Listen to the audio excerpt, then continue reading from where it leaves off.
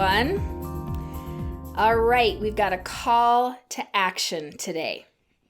So funny how I always think these are going to be short and sweet because it's like, how hard can it be? A call to action. But I really think this one is going to be because it's quite a simple concept and one that has made a profound difference for me and that I'm still working on because it's kind of counterintuitive, at least for me. Okay, so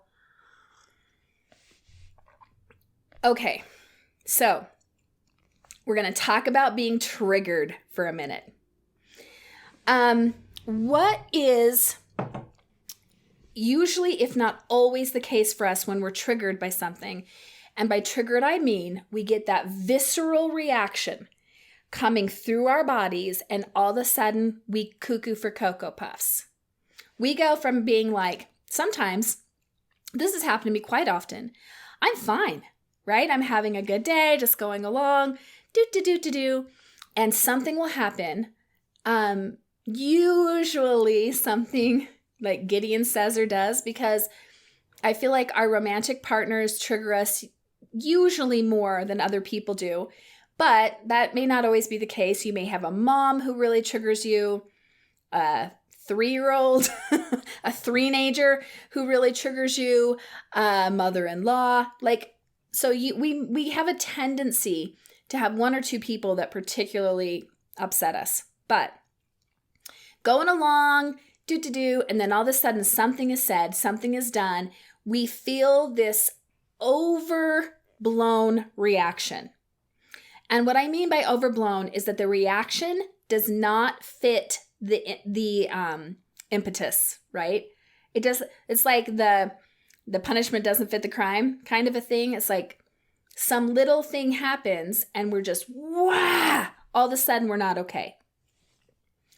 So usually, if not always, that comes from past. Because why would we? Why would we get so upset over something that's not a huge deal unless we have a whole story going on of what that means? All right?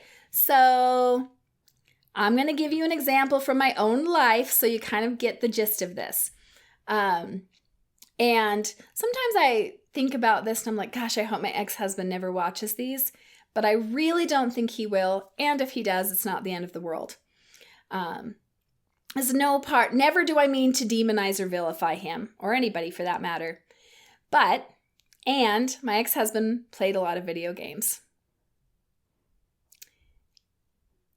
A lot. Okay. So it was a huge issue in our marriage. It was something we argued about a lot and it was pretty over the top.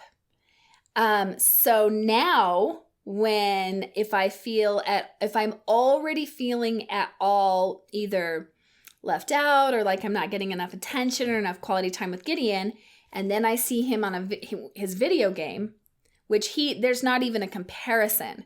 Like he's very respectful with it, but all of a sudden this rage from all the years of playing second fiddle to a video game comes up in that moment. It's a huge trigger for me. But it's not really based on what's happening in the present moment. It's based on past circumstances, past story, and it's also based on, like what I think it means about me if the man that I'm in a romantic relationship with is playing a video game. What have I decided about that? Oh, I'm not interesting. I'm not worth spending time with. I mean, it's a bunch of BS, but nevertheless, there it is. So that's the type of thing that triggers us. Anything that we have a story from the past, we've gone through some kind of trauma from the past. So it can be even something much more serious, right, than video games. But the feeling. We've all been triggered. So here's the call to action. The call to action is that when we do get triggered, we ask a clarifying question. Okay, I'm just going to repeat that because it is the actual call to action. When we get triggered, asking a clarifying question. So what this does is it actually brings us into the present moment. So trigger is based on the past. This is a way to bring us into the present moment. I usually will add breath to this because that helps also. But okay, so if somebody else is involved, So let's go back to my example with Gideon playing the video game. Then I would ask a clarifying question of him. And I would say something like, it could even be something directly speaking to it. Like, hey, so when you play your video game, is it because you don't want to spend time with me? Now that question sounds a little martyry, but nevertheless, that's what the piece of me is saying. And then he can answer the question.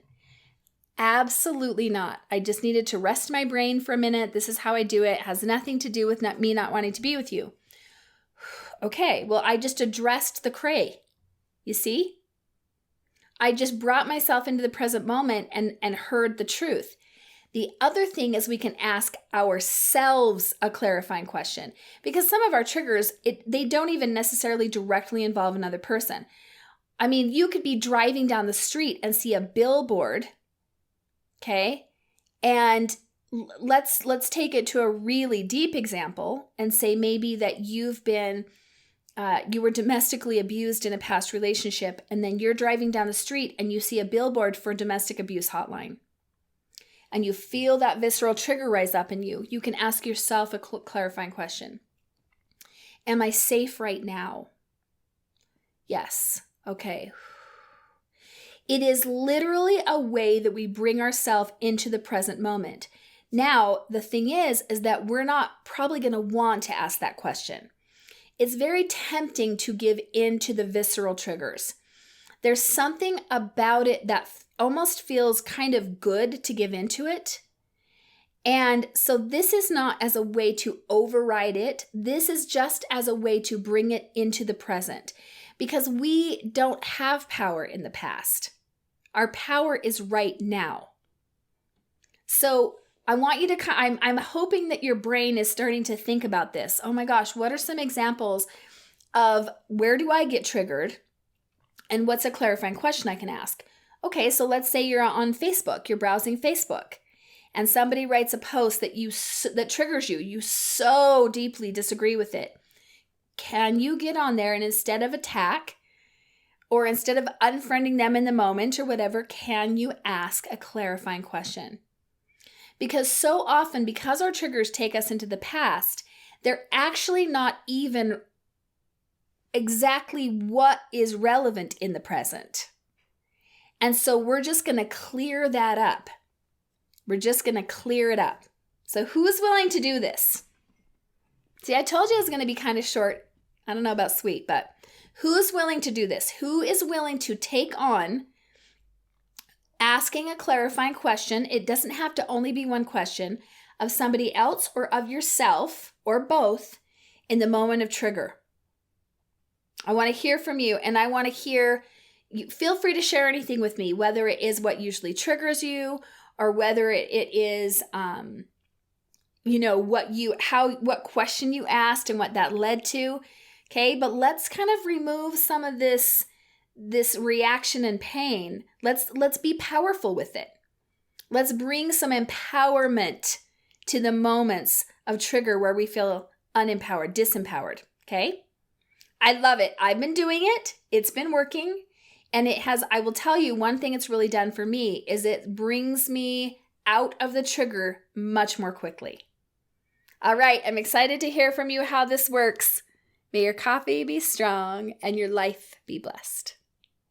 Thank you so much for watching this video. Please like and subscribe. It really helps out my channel.